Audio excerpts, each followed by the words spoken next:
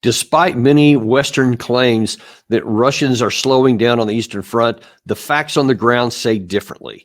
In fact, when you look almost all along at several key points along that 1,000-kilometer main line in the east, the Russians continue to move to the west. And we have a growing, and it's nothing new on this, I guess, but it's still growing in the light of the Russian advances, so-called Western elite. And I guess technically they are, because they are the top voices, they are the top power makers, continue to remain detached from reality.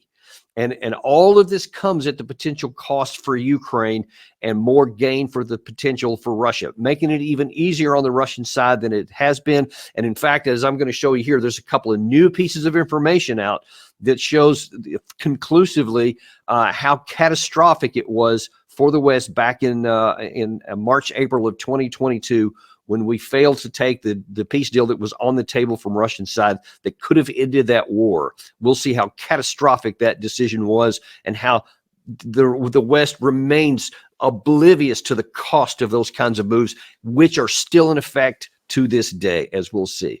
Now, I want to start off, first of all, before I tell you what some of the Western elite people are saying, and I'm talking both in government and out of government, but that are both on the press as well as in government are saying in the West, especially the United States primarily. Before I show you that, to put in context so you'll understand why what they're saying is so divorced from reality, I'm going to give you a quick update on what's going on the front lines here, because there have been continued to be movements on that. And I want to start off, first of all, in the south part in the Vuhledar area. Now, this is really an interesting one here. If I can pull that map up. So this is the roughly 1,000-kilometer line front that's been fighting for the better part of 2 years now. And this particular town down here in the south called Vuhledar, you may recognize it's been in the headlines for quite some time. It's right here. I'm in the middle of the screen here. This is the Vuhledar area. This is a town that Russia has been trying to take for 1 year and 8 months. It's actually remarkable. The Ukraine side has done an incredible job. Russia has spent, God only knows how many men and tanks and armor personnel carriers, etc. They've been trying to take this village here, this town, because it's not very big, but it's really strategically important. And that's why Ukraine has continued to stubbornly hold it, because that's prevented Russia from moving any further to the west or the north into these other areas here. So if by Ukraine stopping them here, that protects all of this area as up here, as well as the supply routes in the backside of all these other front lines that the Ukraine side wants to hold. So this has been really important. Well, now then all of a sudden that's starting to change, because in Vuhledar here, now all of a sudden Russia is making some advances. So this map here is probably about 2 days old, because now then in Voidana here, they show that there's been some clashes here, but now as of this morning, most of this town, if not all of it, has been taken by Russia. So they moved ahead here, which is getting behind to potentially come to Vuhledar from the flank. But then also down here in Pavlivka, they have also now forced a couple of crossings on this river right here and taken this. They have control of this town. Now they're starting to put pressure on the Ukraine side of this bank. And what that's going to potentially do is to put them in a very vulnerable position, because they've been attacking from the front for, like I said, for 1 year and 8 months. So they're used to dealing with that. But if they also take pressure now from this flank, and then also from the northwest or northeast, rather, from this flank here, and the Russians don't even have to take it all the way in to the back. But if they get up far enough up here or make enough progress here, they can take the supply lines in direct fire or artillery fire range, if that gets them into where they have visibility over it, and so they can take it under what's called fire control. And now then the troops there would have an incredibly difficult time to hold off the frontal attack here, as well as flanking from both the north and the south, and to be able to remain in position. It's very unlikely that this city is going to continue to hold, because Russia has the numerical superiority. And in fact, we've actually seen in some fighting here, or in some reporting here recently. Sorry about that, Gary. Let me pull this back up here. Gary, if you can pull up that full screen there, we were talking about where it's talking about people leaving the front lines and how things are continuing to deteriorate there. This is Western reporting now. Yeah, so you see that even this is Al Jazeera here, and they're talking about the Eastern Front is in jeopardy. The whole Eastern Front is potentially collapsing, and now then civilians are starting to be evacuated from a number of key areas. We also have, if you can throw that second one up there, Gary. This one here is from CNN. This is really important here, and I'm going to talk a little bit of detail here for a moment. The headline, as you see, there's outgunned and outnumbered. Ukraine's military is struggling with low morale and desertion.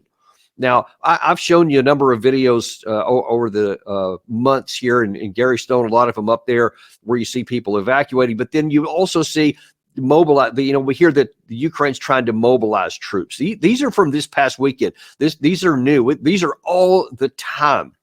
And we talked about, listen, when you get these kinds of people that literally just grab you off the street and throw you into a van here, and here they're even fighting with some of the women who are trying to protect their men, and they're beating them up. So they just have this terrible reputation. Many of the cars these guys use and other vehicles are getting burned and destroyed by Ukrainian people who don't want to get mobilized because they view it as a death sentence. And very often that's exactly what happens.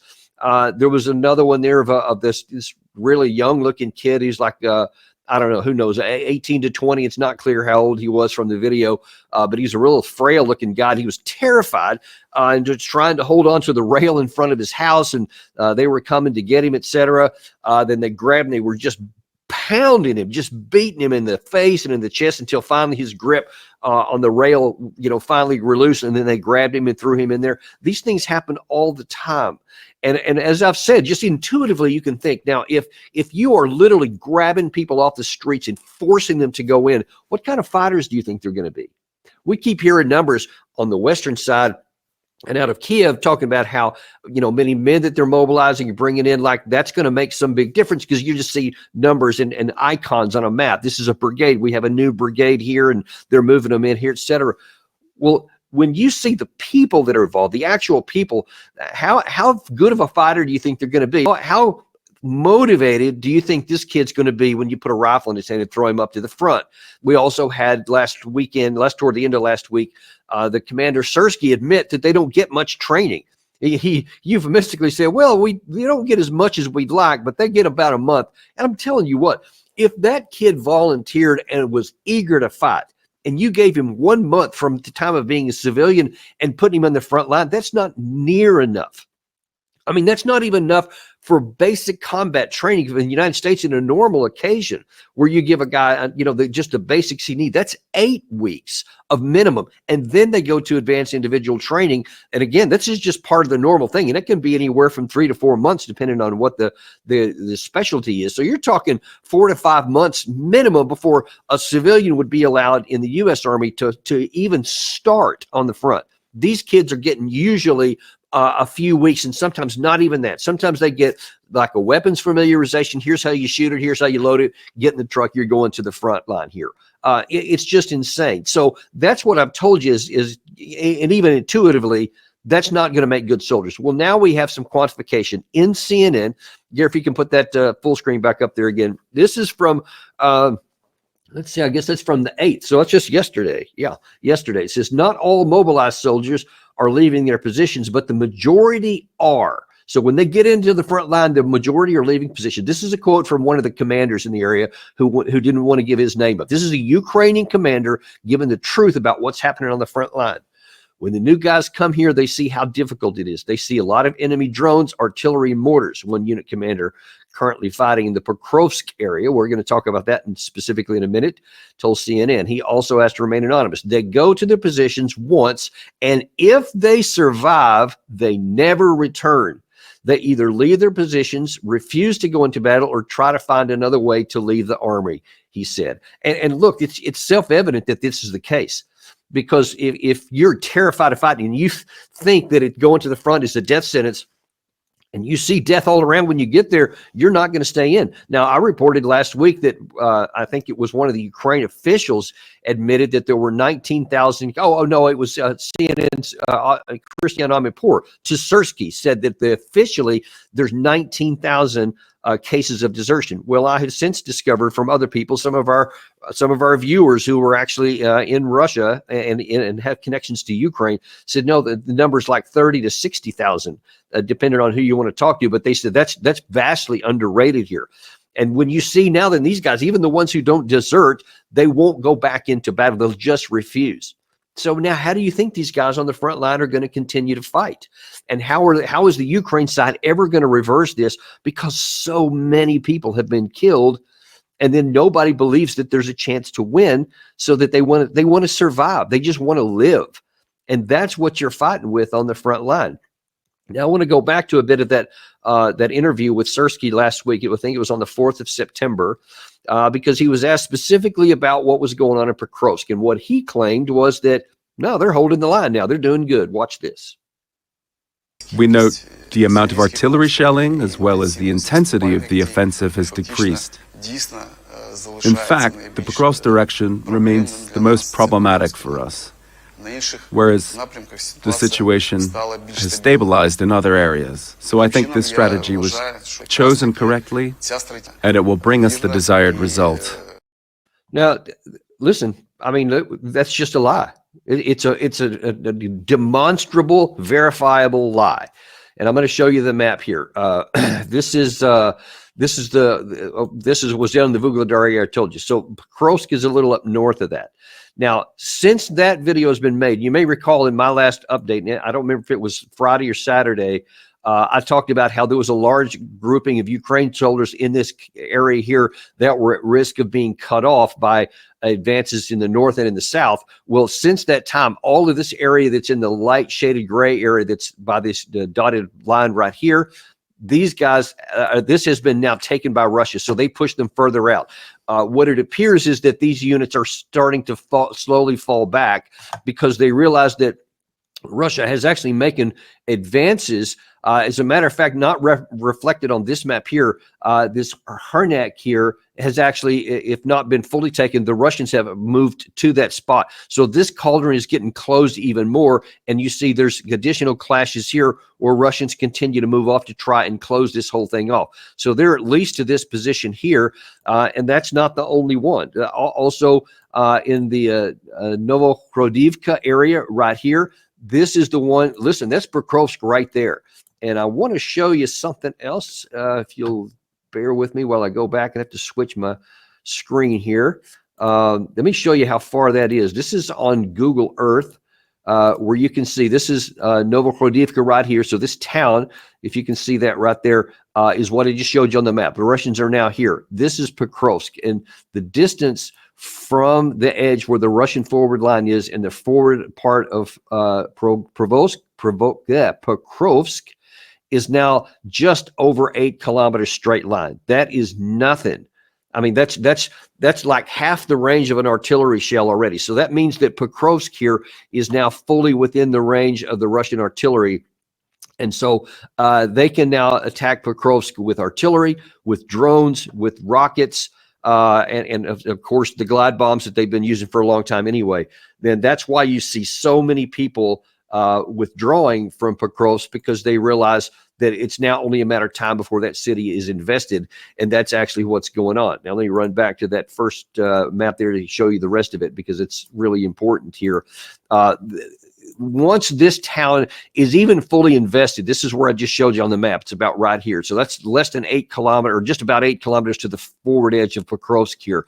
But that means that these units also are in real trouble, because if the Russians continue to move up here and cut this off, now then the resupply route for both of these guys, the Ukraine troops on the north and the south, is put at risk. And then of course that also puts these guys at risk. They may have to move back faster, or they're going to get closed, because there's not much space left in between here anymore to withdraw. And if they don't move out pretty quick, then they're going to get trapped inside here and then methodically destroyed, because once they lose the ability to reinforce and get more ammunition, etc., you can understand that they're not going to last long. And that's kind of what the Russians are doing. So you see in every direction here, they're starting to run further and further. And then this town here, Selidova, that's another one where the Russians are further than this town. This is shown here. So they're moving up to the outskirts of this area. So literally everywhere you look on here on this map in the Pokrovsk area, the Russians are continuing to advance. So despite what you heard from the commanding general Sursky, the Russians have not been contained. It has not been stopped. They are continuing to move forward. Despite what you hear from the West, that yes, everything is going well, and Ukraine is starting to support itself and prevent Russia. There's just no truth in it. And in fact, that's going to be a common theme you're going to see here in a minute, that there's just less and less of the truth in what's being told to you.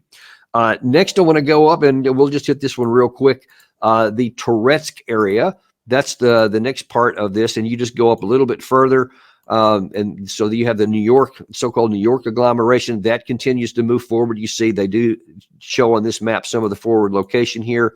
The Toretsk is in this area here, and right here. So the Russians are actually in some of the outskirts of some of the subsidiaries of Toretsk, and you see this everywhere. You see these little fire symbols. That means that the Russians are continuing to have clashes and to move forward. Then I want to go up the last part here, because it's still in the news. A lot of time people are talking about it, and it does have direct correlation, and that is in the Pokrovsk area. Now, oops, sorry, that's the wrong one. Got a little bit discombobulated here. Where is that? It's up here. All right, so this is the Kursk area. We've been talking about this a lot. All this shaded area here is where the Ukraine side has made advances inside of Russian territory.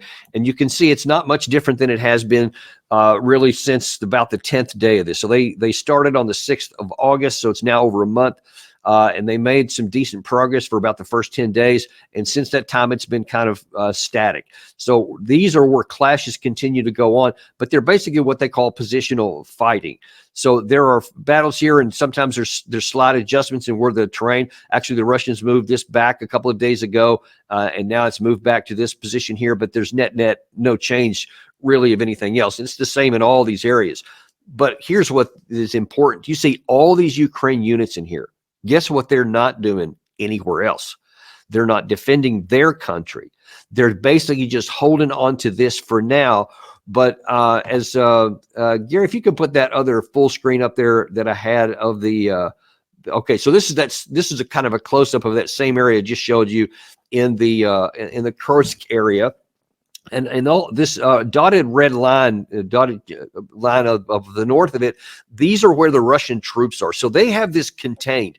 But it's interesting that you don't see them actually knocking the Ukraine side out. You don't see large troop formations. You don't see like brigades of armor brigades or mechanized brigades come in and try to slam them and get them out. You see them continuing to use drones, artillery, mortar fire, also rockets, glide bombs, etc., and some limited use of ground troops come in here and there, but it's more like raids. And that's interesting because the West, I think, is misreading it. So many people in the West say, oh, this shows that Putin is weak, that he can't get them out, that he's not been able to drive them out of Kursk. And I think I'm going to show you here in a minute, the CIA director Burns, if I'm not mistaken, one of the clips we have is talking about how, oh yeah, the Russia's weak, and it's causing Putin to be doubted in his public circles, in his elite circles within Russia, because he's showing how weak he is that he can't get them out. Well, if he was trying to get them out and he wasn't successful, then you maybe can make that argument. But it appears from an analysis of what's going on that Russia is in no hurry to get them out, because when all of those thousands of Ukraine troops are stuck inside of that area, and I just showed you the Russians have them contained within that, so they can't go any further. And the Ukraine keeps having to send reinforcements in. They keep having to send replacements in, medical support, food, ammunition. So they got to keep all their logistics rolling in there just to keep that thing open, to keep those guys fed. Those troops are not available to use in the Eastern Front. And Putin went very clearly in public last week and very clearly said that the Kursk area is his secondary information. He said it will take care of it in due time, but he said the overwhelming priority remains the Donbass area. and all of those things that he continues to do. So he's keeping all of his combat forces in place there. And as I just showed you, they're continuing to move to the west. So it seems to me that Putin is willing to take risk. He's willing to be patient for a time. And even though it does get him some bad press, even some in Russia, he's willing to do that because he sees that tactically it's working. And he knows that over time he's going to succeed with that, because why would he not? If your enemy has taken thousands of some of its best trained soldiers and best equipped with Western kit and put them in this cauldron in your country in an area that's not important to you tactically, and leave them there and make them easy targets to just continue to attrit and to whittle down with artillery, drones, and all the like, then why not? Because if you moved quickly and the Ukraine side did what they should have done, what the wise thing is to do, and withdraw them all and get them out of there, now they're available for use elsewhere. That's actually what Russia did do. You may recall in the autumn of 2022 when they had occupied Kherson City down in the south. And they were faced with the choice of, do you just keep fighting because the Ukraine side was investing the town and they were moving troops in that direction? Do you get in a large fight that you could suffer a lot of casualties, or do you withdraw all of those guys, get them across the river, 40,000 in their case, and then use them elsewhere? Well, Russia chose the strategically smart thing, but it was embarrassing at the time, and it was hailed as a big victory for the Ukraine side. But they were smart. They got their troops out, and then they did have them to use elsewhere in the defense, which ultimately broke the teeth of the Ukraine offensive later in 2023. That's what a smart thing to do. But the Ukraine side is not doing the smart thing. They shouldn't have sent them there at all, but they should have withdrawn them now that you see you can't accomplish anything, and you didn't accomplish your primary objective of trying to force Russia to redeploy forces from the Eastern Front. So now that you see that's failed, the wise thing to do is to move them out, but they're not doing the wise thing. And so Russia doesn't appear to be willing to do them any favors by forcing them out quicker. They're just going to let them continue to slowly bleed, but while still requiring them to have this huge logistics line to go in there. So militarily speaking, this is working out good for the Russians. I'm just saying, that's just telling you the truth of it. That's what's happening right there. Well, now I mentioned at the top of this broadcast here that the realities on the ground are one thing, and the elite in the West seem to be totally disconnected from that reality. It's been going on for a long time, and we have some new information out here in just the last few days, and we're going to show you some of it right here. We're going to start with CIA Director Burns, who's trying to tell people how, you know what, man, Putin doesn't know what he's doing, and he's at real risk of losing the support of his elite. Watch this. The Kursk offensive is a significant tactical achievement. It's not only been a boost in Ukrainian morale, it has exposed some of the vulnerabilities of Putin's Russia and of his military, much as Prigozhin's short-lived mutiny a little more than a year ago did as well. It did raise questions on the part of people we could see across the Russian elite about where is this all headed. And that underscores the point Richard made that, Putin's whole narrative right now is a very cocky, very smug one. It's time's on my side. It's only a matter of time before the Ukrainians are going to be ground down and all of their supporters in the West are going to be worn down, and I'll be able to dictate my terms for a settlement. And I think, what these events have done, the Kursk offensive most recently, is to put a dent in that narrative. And it does raise questions in the Russian elite about what is all this for.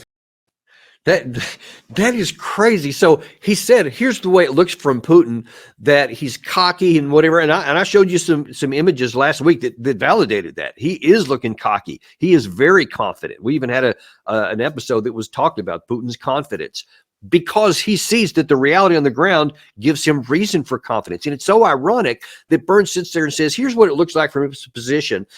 He'll just methodically ground down the Ukraine army. He's going to make the West get tired of supporting, and then he'll be able to have terms on his advantage.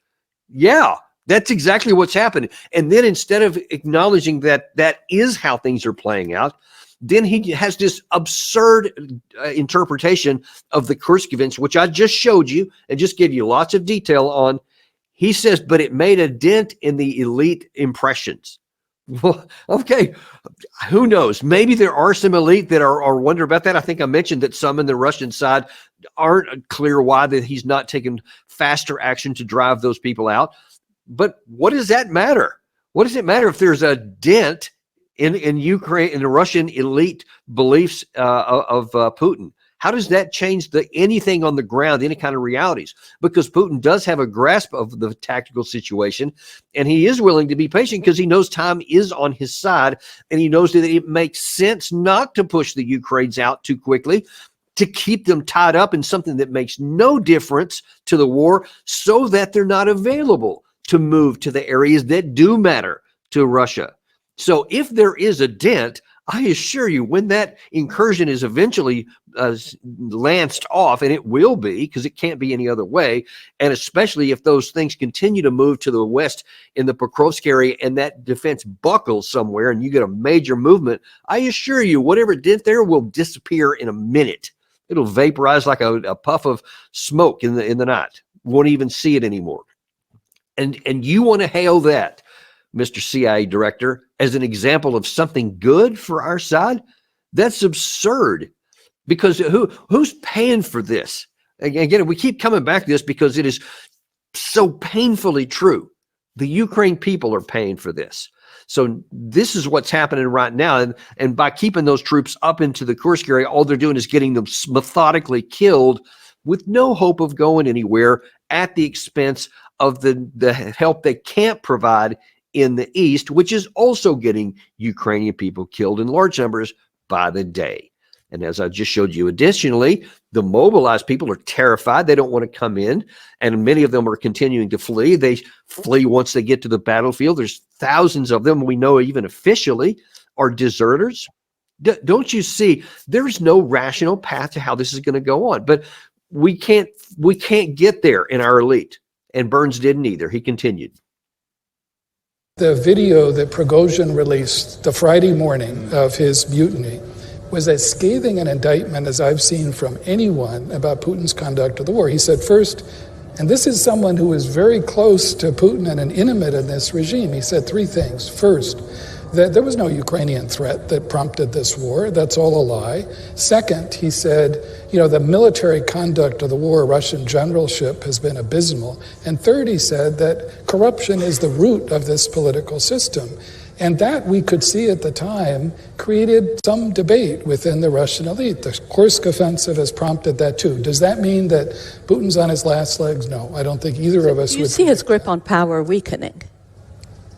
I'll start. I don't see any evidence today that Putin's grip on power is weakening. He does one thing really well, and that's repress people at home. That is crazy. So he is, again, this is the 6th of September. It's 3 days ago. 3 days ago, and he's talking about something that happened, nearly a year and a half ago.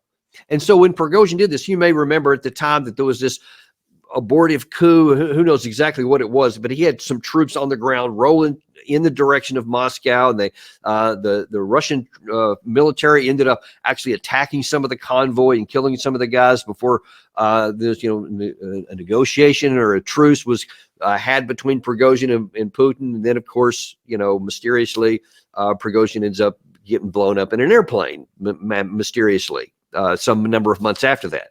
Nothing ever came of it. Nothing happened to it. Those troops were actually redirected elsewhere. Many of them were absorbed into the regular Russian armed forces, and then other ones actually formed additional Wagner groups. And by the way, those are continuing to expand again, and they're recruiting a lot more people down in the Belarusian area, potentially for use in a new incursion into Kursk, into Ukraine from the north. More on that another day. But the bottom line is that made no difference in anything. And ironically, that is what Prigozhin said. When he said that, I actually didn't remember Prigozhin saying all those things. Went back and checked, and indeed he did. He said every one of those things. But look, he actually exposed some of the Russian weaknesses in their generalship. They did. They had some terrible decisions in that first year of the war. They were awful. And a lot of those guys had been purged, and new people had been elevated, and others retired and whatever. But now then you see that Russia has made some progress on that. Russia has actually imprisoned and jailed even generals because of the corruption thing that Prigozhin helped to uncover. It's legit. They do have a lot of corruption within the Russian system, but Putin seems really intent on getting rid of it. And he's not even withheld some famous and popular generals in the process of that, or other government officials. They've been jailed and removed from position, and other people put up in there. And as a result, the corruption is coming down and the efficiency is going up. So instead of pointing to what Prigozhin did and saying this caused a lot of discontent in the Russian elite, it did at the time. But you see that Putin took action on that, cut off that problem, took off some of the people, replaced others, and now then they're stronger because of it. They're being more effective because of it. So Burns is 3 days ago trying to tell you that something about that what this condition was a year and a half, and then when asked by the reporter, so do you see any weakening of Russian support? He freezes and he says, no, I don't see any evidence. Well, he's really good at repressing public opinion. Whatever. It didn't happen. You're talking about the elite like that this Kursk event is going to do something, even though it's a dent at the most, while Ukraine is crumbling at every front here. And why do we want to keep saying stuff like this when the truth is imposing itself on the spin every day? And by the way, there's an article in Newsweek a week or so ago that said that the most effective polling unit that historically has given accurate information says that Putin's popularity is indeed a little bit lower than it was, and it's, quote, only 72.4% as of a week ago. What Western leader anywhere in the world would just die to have such great publicity, public relations views and approval ratings? That's astronomical. None of our guys ever get that much, that kind of support. And you're talking after 2.5 years of war, and you want to lean on a dent in whether his approval rating is. If that got down to 30%, I think that Biden's somewhere around 36%. Macron, I've seen as low as like 15 or 20%. Some of that incredibly low number. He's still in power. Putin is 72%. Why do you want to lean on something that has no possibility of accomplishing anything positive for the Ukraine side? Instead of ignoring all the things of reality and leaning on fantasies that have no possibility of success, we should be doing things that make sense. And of course, I keep telling you all the time, there is a path. There is something we could do. We could reach a negotiated settlement. We could end the bloodshed and everything else, but we don't do that. And instead, we have people like Jack Keane. So that was somebody in government with the CIA director.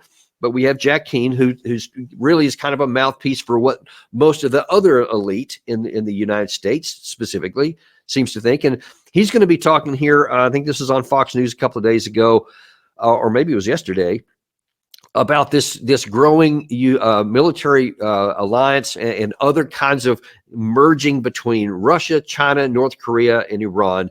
And instead of recognizing that our actions in all of these theaters, the Middle East, Indo-Pacific, and in Europe, are pushing these people together because we're aggressive on every one of them, instead of recognizing the reality, he stays with fiction. Watch this.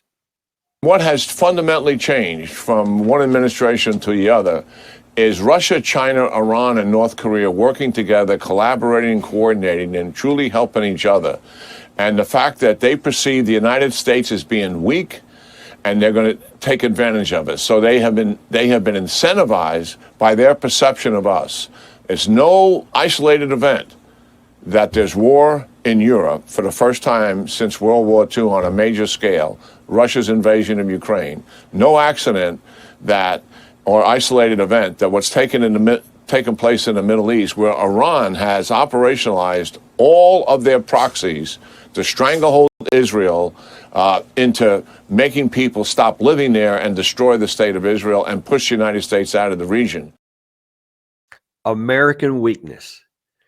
I mean, what kind of twisted mind can say American weakness is incentivizing these people to go against us? And it's no mystery that there's these connections between war in Europe and war in the Middle East and threats in the Indo-Pacific. They're all tied together like it's some just heinous little dark secret evil club, and man, they're just chomping at the bit, and every weakness they see.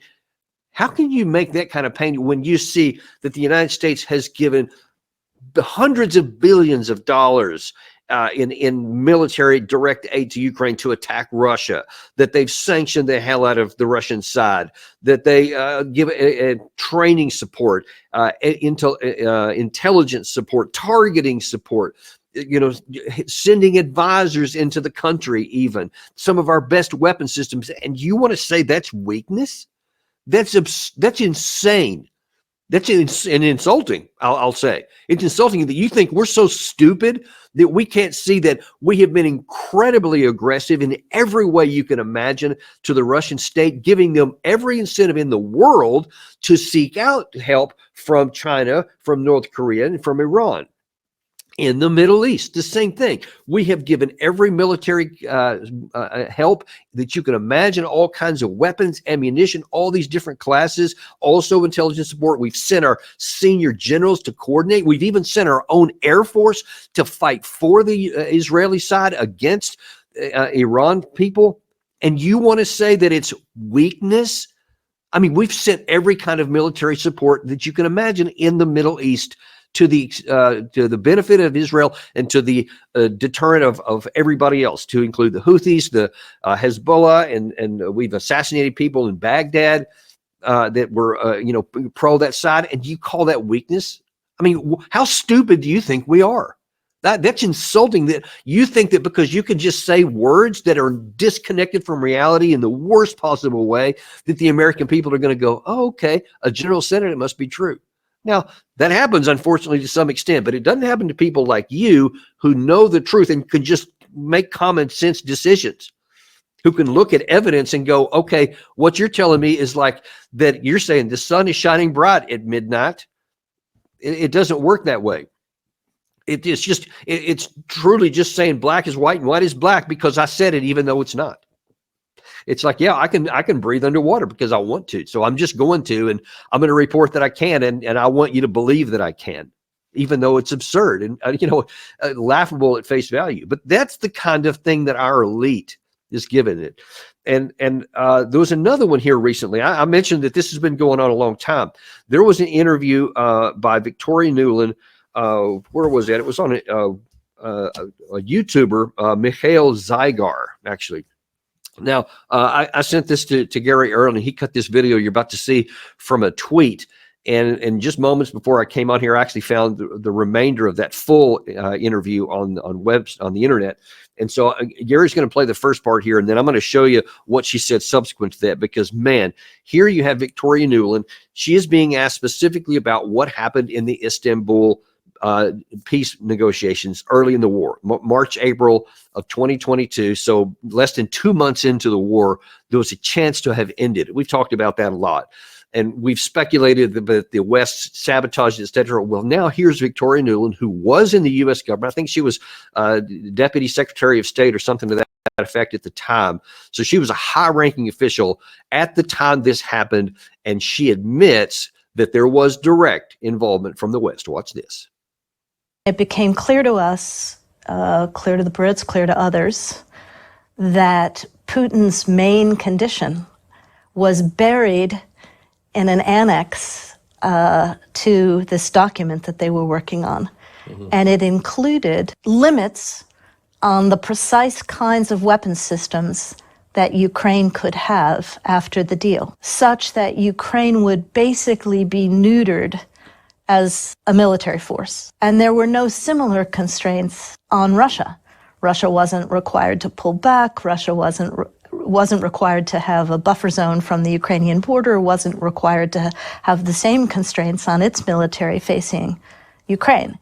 And so people inside Ukraine and people outside Ukraine started asking questions about whether this was a good deal, and it was at that point that it fell apart.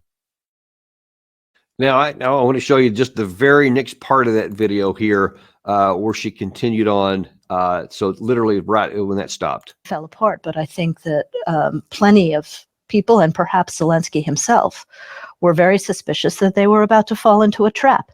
And if Putin could have gotten that, completely neutered, demilitarized Ukraine for nothing, why wouldn't he take it? Okay. Wow. That's wouldn't he have taken it if he could have gotten it for nothing? No, it wasn't for nothing. As a matter of fact, he offered that in December of 2021. So before the war started, he offered a negotiated settlement that would have left everything in Ukraine under the nominal control of Kiev. Even the Donbass would have remained under nominal control of the Kiev and Zelensky.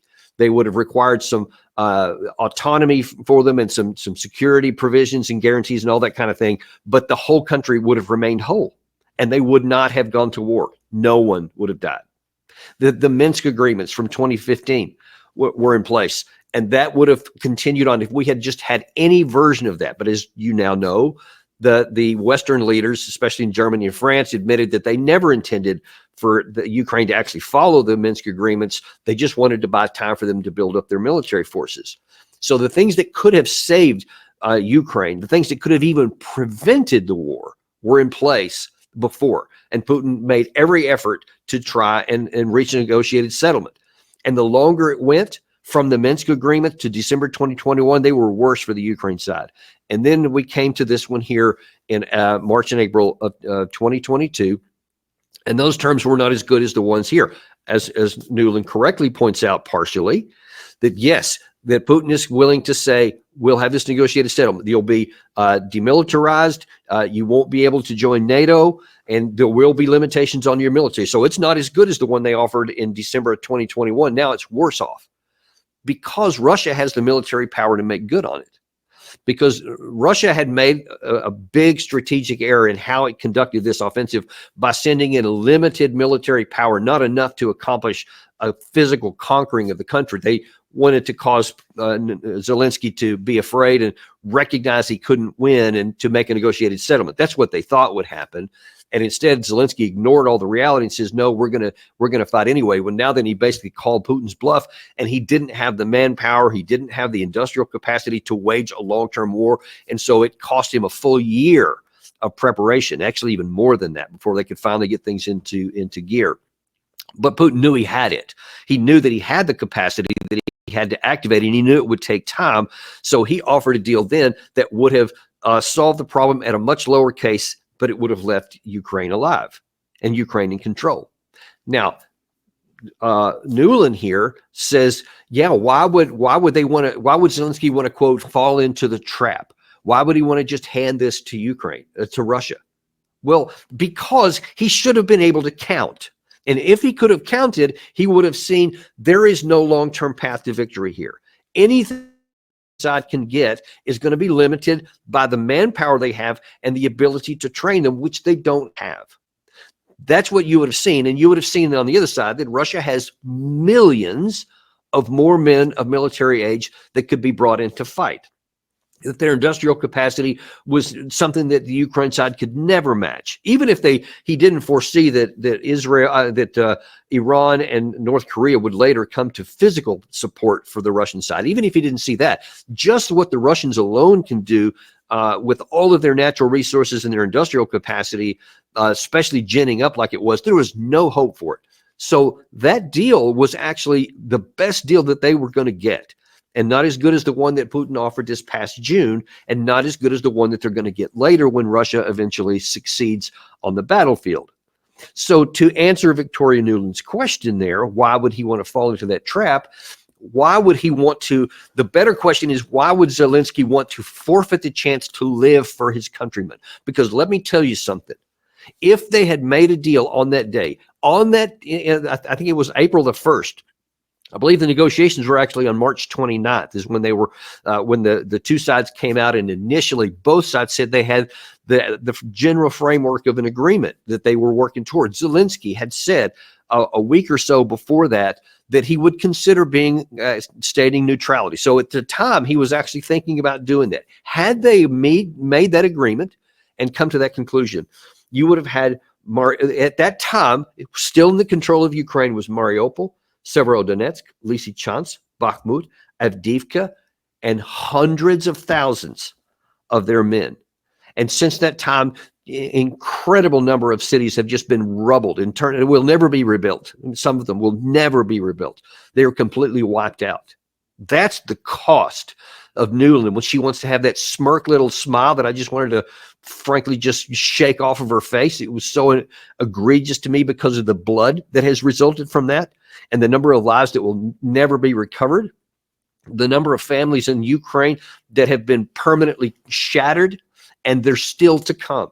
And when you have CIA Director Burns to this day still trying to put a good face on losses, meaning we're not going to acknowledge reality, we're not going to do what we should have done in the March, April 2022, we're still not going to do today. They're still going to continue to try to go to a military victory that they just can't have. And the one last one here I want to show you. This is from an interview on CBS from Nikki Haley, who's just kind of put a capper on this. This is from a former United Nations ambassador, i.e. someone who's supposed to be working for peace, someone who's supposed to be trying to find a negotiated settlement, former State Department official. These are the kind of people that are supposed to be the ones that are looking for a lowest cost solution to our problems that's going to preserve our national security, preserve our manpower, preserve our resources, and limit damage. And instead, she is like all excited about saying, you know, we need to be a friend to Ukraine, not make them beg. We need to be a friend to Israel, not promise to give them what they need and then take it back. We need to be a friend to Taiwan to make sure China never thinks about invading. And of course, let's just call things what they are. When she says be a friend, that means do whatever they ask. Give Ukraine whatever it wants militarily. Give Israel whatever it wants militarily. Give Taiwan whatever they want militarily. Solve every problem with power and military force. And at what point do people finally start waking up? And I'm talking American people now, the regular people, and saying, you guys are all stupid, every one of you. This whole bloody elite in the United States is poisoned because they cannot see that every time we've tried to do that, it has backfired spectacularly. I don't have to talk about the Afghanistan situation in any detail. Look at our channel. We've had a lot of stuff on this in the recent past. 2 decades of utter failure because we always tried to solve it with military power. Everything we tried to do in Iraq from 2003 to this very day has completely rejected, fell apart. And now then the Iraqi parliament is actually trying to force us out because they're sick and tired of us being in there. We're still in Syria. We accomplished nothing of strategic value for our country. We took out Muammar Gaddafi in Libya, and now then that country remains in a split civil war with 2 separate governments claiming power.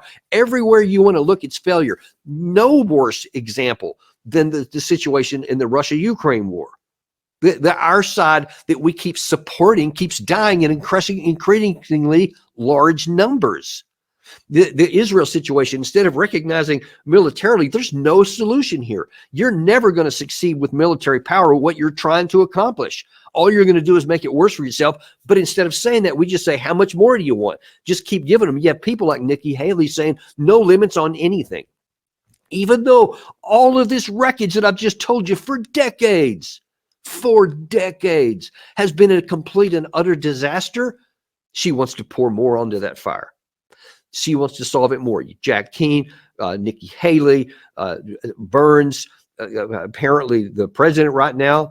I mean, all they can think of is military stuff, and they are blind to the fact that everything they're advocating fails. It never works, and neither will this. And yeah, I see Gary's got queued up there. David Petraeus, who's had one. Go ahead and roll that, Gary, if you have it. I don't have any audio.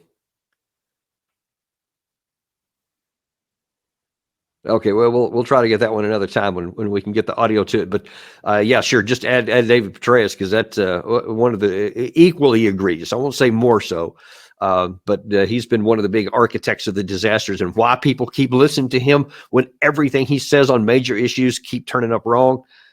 I just can only guess.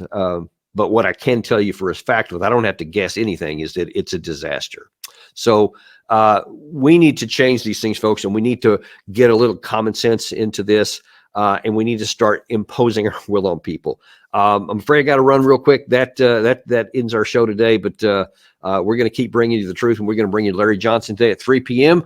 Do not miss that, and I will look forward to seeing you on the next episode of Daniel Davis Deep Dive.